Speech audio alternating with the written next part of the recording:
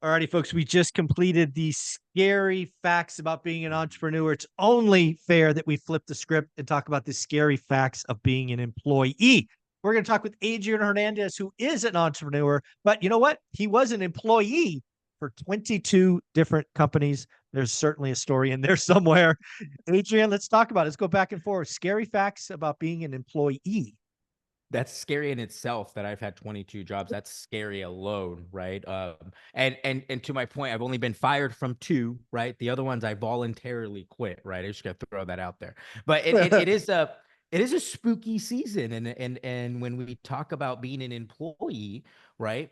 I think one of the things you don't realize is that you don't have any control, right? Oh, Is amen. that it's very scary to know that the company can go under tomorrow and you cannot get a paycheck.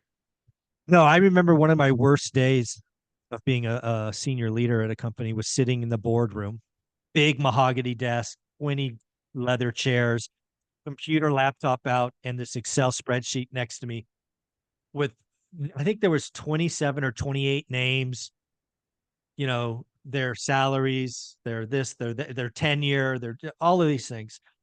And my job, and I think it took 4 or 5 hours, was to figure out how I was going to I had to let go of some people. I had to hit some number for the CFO. So, hey, do I cut the highest and only have to cut the least, the fewest number? It was mentally exhausting. Yep. And everybody on that list had heard or knew the company was in trouble. All of them undoubtedly were thinking that layoffs were coming, but they probably also didn't think it would be them. It would be Sally or Mary or whatever. Sometimes didn't matter. I had a number to hit and you have no control, right? Yep. I was one guy. My decision was the rule. And if I picked you through no fault of your own, you got a couple weeks severance and were asked to leave the building that afternoon. Um, you have no control. And in recessions, and we will have them, and in business changes and competition, and it doesn't matter how good you are. It doesn't matter how long you've been there. And sometimes in the business cycle, you're a name on a spreadsheet. It Easily sucks. replaceable. Yep. Oh, it sucks. It sucks. All right, let's And, do one and more. very, very easily replaceable, guys. Oh, I yeah. I remember being a part of the organization. It's like, dude, especially the big corporations, Yeah. right? It's either you step up or you will be fired, and there's very few warnings, right? It's scary. It's Yeah. scary, but there's security for the most part on your 9 to 5, which I understand, right? I get it, but you're Yeah. easily replaceable, which is very scary. All right. No doubt. How about another one Yeah. from Adrian? What do you think? The next one is that you this is related to time, right? Is that you can't just decide to go on vacation tomorrow if you wanted to, right? Mm. You are very time restricted, and you're really, I hate to say it, but you're somewhat dictated by someone else Yeah. because you Yeah. are You you got to get you permission. yes, you got to get permission, right? That's like my wife's big and our biggest conversation because she gets bored and she's like, "Oh, I'm thinking about let me just go get a regular job." And I'm like, "Do you understand? Like, go do whatever you want to do, right? If you're bored, Right. go do what you want to do. Just understand you're not gonna get to ask for us to go to up Yeah. north if we wanted to go up north." Right. And if they say no, I already know you're going to quit because you Yeah. don't like them say no. So Yeah. no. Yeah. That's so true. So true.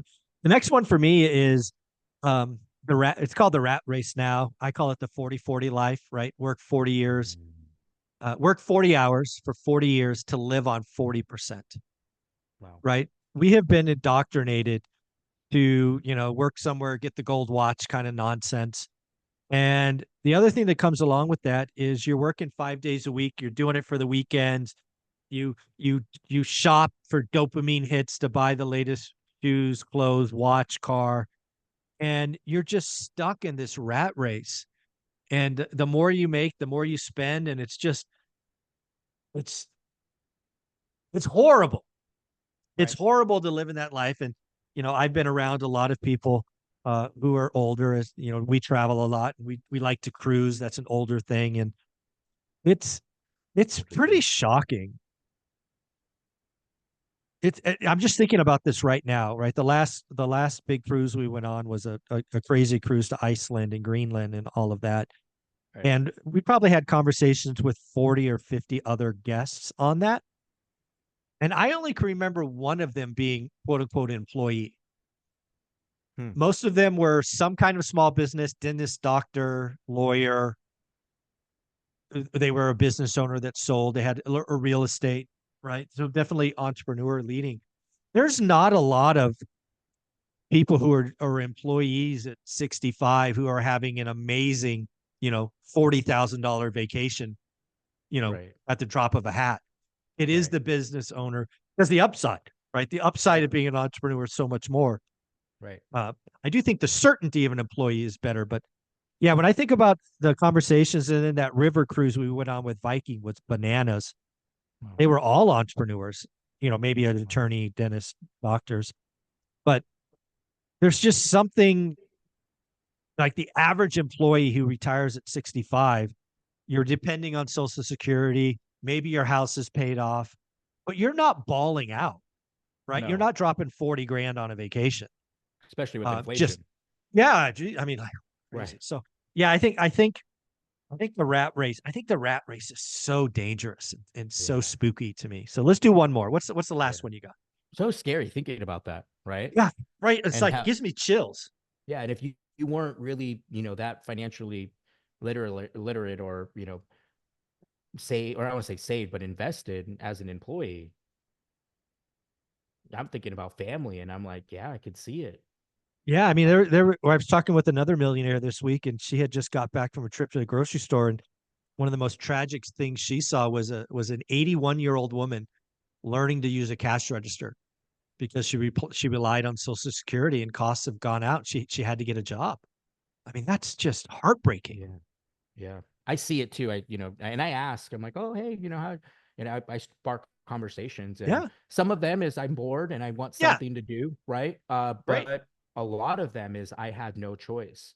I don't have kids, my kids don't really care or that, I didn't have any. Right. And Yeah, they don't have any extra. Yeah, right.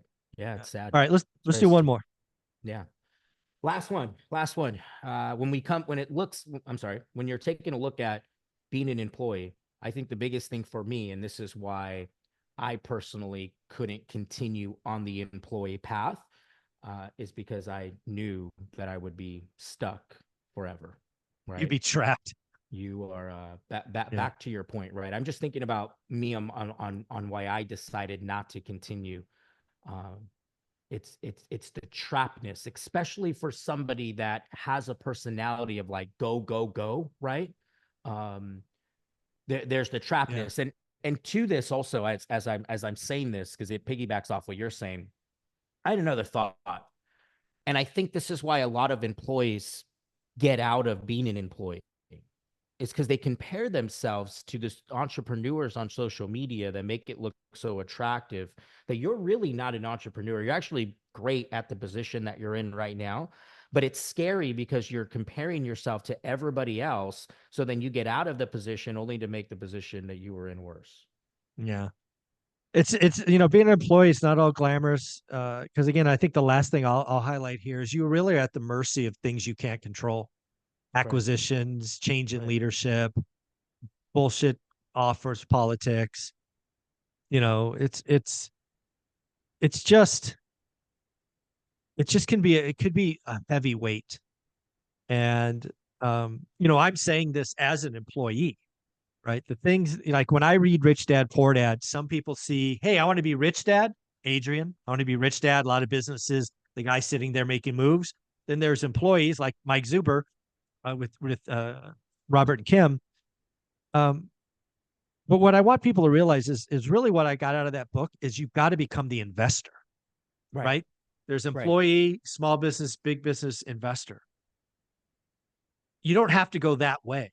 For me was how can I be the best employee, make the most money in the shortest amount of time, spin off discretionary income, buy assets. I'll skip the small and big businesses. I go right from employee to investor. So at the end of the day, I think for everyone out there, employee, entrepreneur, your job is to create discretionary income, buy assets, have assets produce cash flow, and live off the cash flow. So become an investor. That is the goal of all of this. Adrian, closing thoughts, and where can they find you? This is why I love you so much, Zuber, and what you teach, because you were not an entrepreneur that built a real estate portfolio. You did it. I mean, you didn't have social media, right? But even then, knowing you, even if there was, you wouldn't have gotten distracted No. to be an entrepreneur, because you understood what you were good at. And you took that money and you invested in real estate and you became an investor, and you are much more financially free than 90% of the entrepreneurs I know, right? I say this, guys, because you don't have to be a business owner to create financial freedom in your life, like exactly to what Zuber just said, right? It's okay being an employee. Is it scary? Yes, but it's also, go watch the entrepreneur video. Yeah, It's yeah, very scary it's there scary too, as well. right? They're both are scary, but just what are you good at? What do you feel comfortable with? And then, like Zuber said, take that extra income and go buy rentals, right? Yeah, I love the fact that you don't have to be boxed by one specific industry, profession, or occupation. yeah, yeah. At the end of the day, folks, know who you are. Entrepreneur versus employee, I think, is important. Don't fake it. Don't try Right, it just because social media made it look good or bad. But right, at the end of the day, you can be financially free in a decade. 100%. Focus on being a.